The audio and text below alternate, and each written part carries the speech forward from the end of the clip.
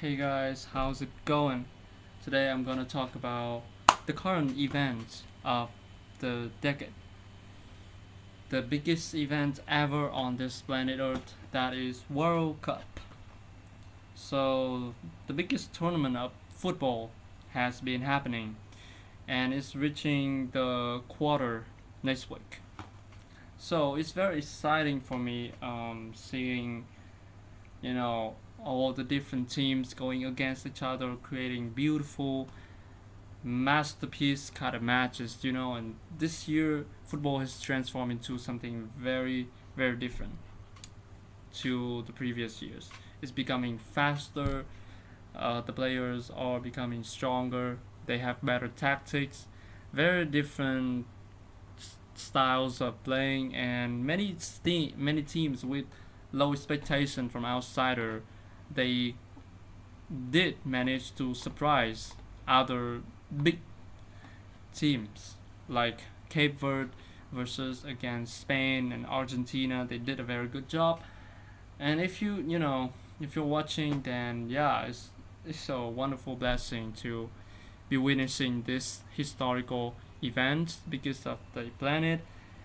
And we are living in an era where we can watch the matches from everywhere, anywhere, at home, on bed, going around with friends to the club bars. I mean, it has been happening for like a decade, 2 decades now, but just now that it's become more convenient than ever before.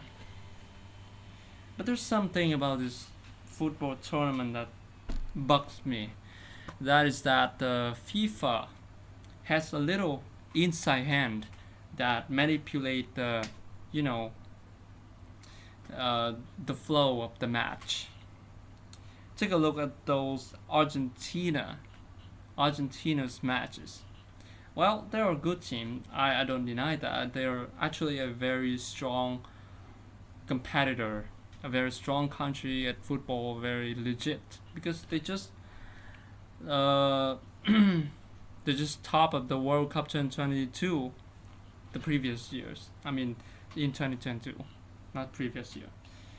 So in 2026, they keep most of the old players there, so everyone expect them to perform just as good as the last tournament.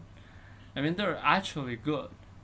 But here's the thing: when you watch the matches between Argentina and any teams whatsoever, you start notice some problem.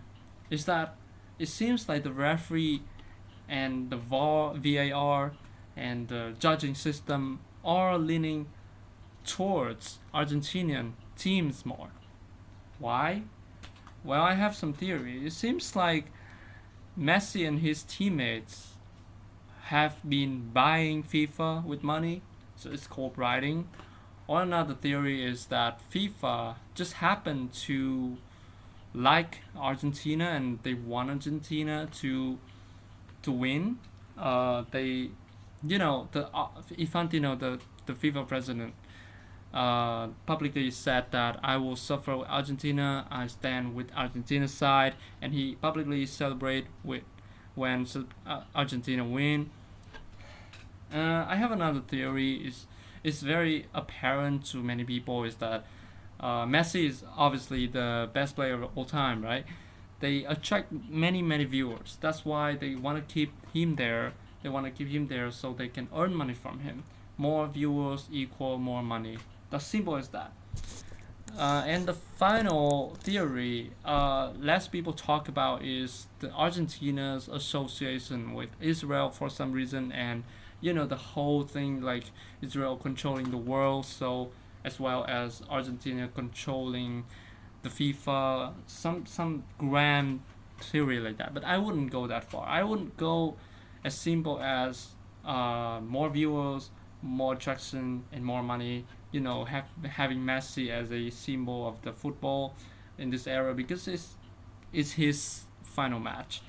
Anyways, it's kind of turned off to see many unfair matches like that, to see many teams that deserve to win that got their goal taken off.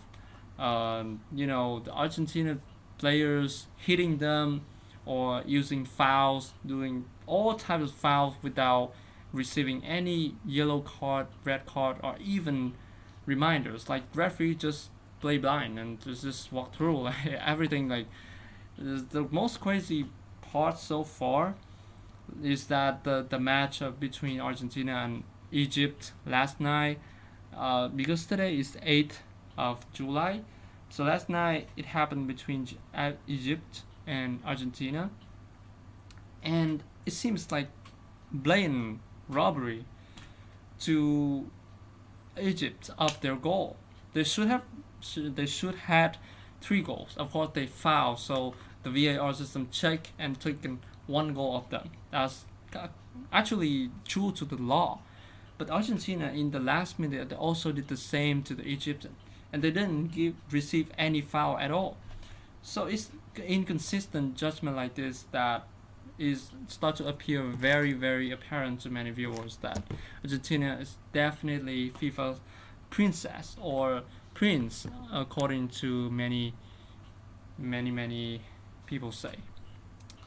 So apart from Argentina, which is a little bit turn off, a little bit disappointment, and make the fun of football go away, but otherwise for other teams, it was a wonderful experience. I saw Japan going pretty far, but unfortunately still got beaten up by Brazil. They're not apparently doesn't have the depth, enough depth to, you know, competitive compete with the South American teams.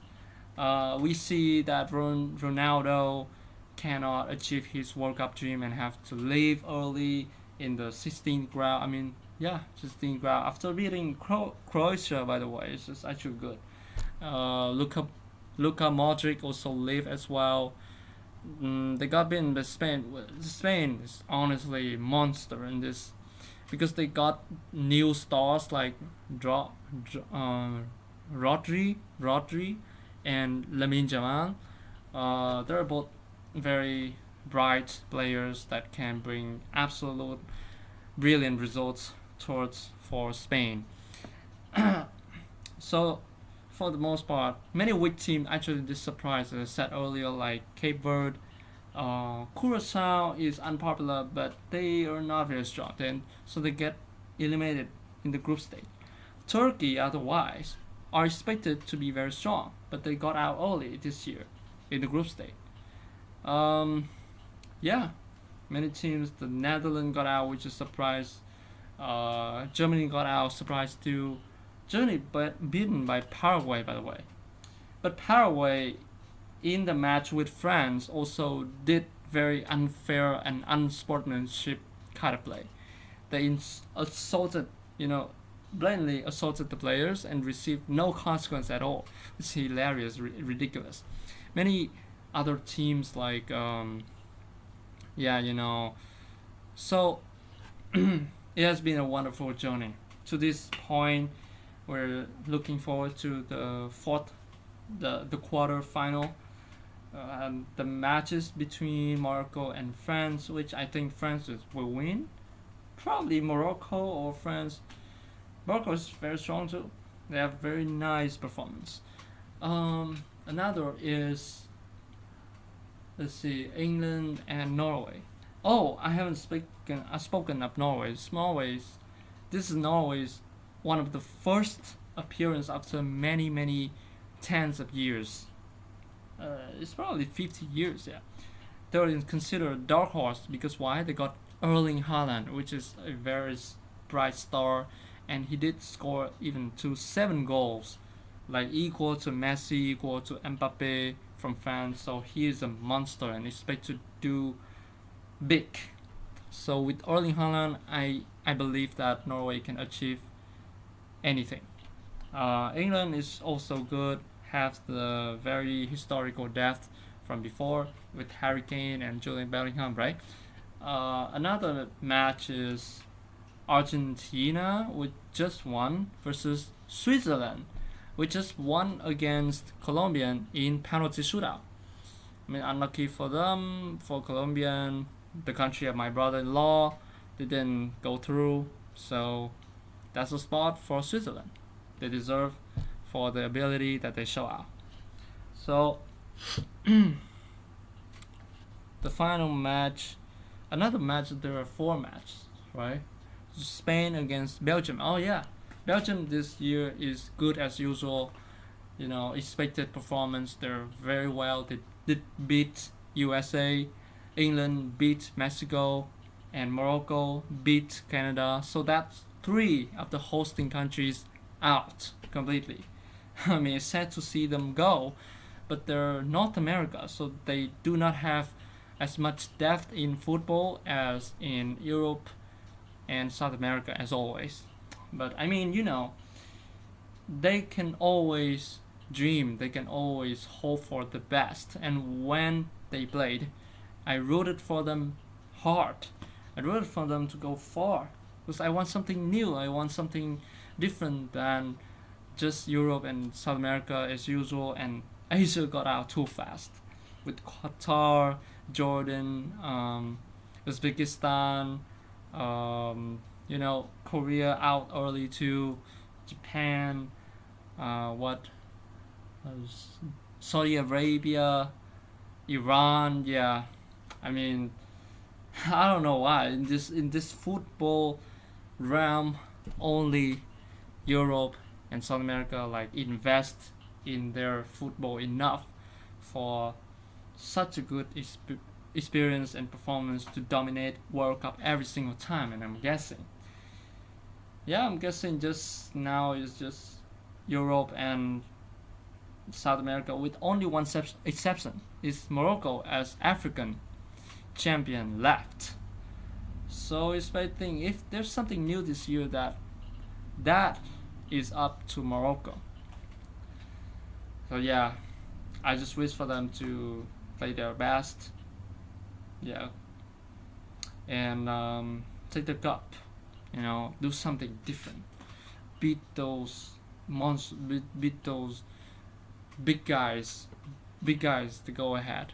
Moroccans has always been strong, but historically they can only make it into the quarterfinal or final or the semifinal at best. So it's not really not much spot in the final for any other continent. And forget about Oceania. I mean, there's Australia and New Zealand. They're like Asia. I heard that Australia is the same continent as Asia when they join. So yeah, it could be a thing. They represent Asia as well, because we are a big family here. So yeah, World Cup has been a great experience. Late nights, stay up to watch with friends. You have good memories and good entertainment to watch.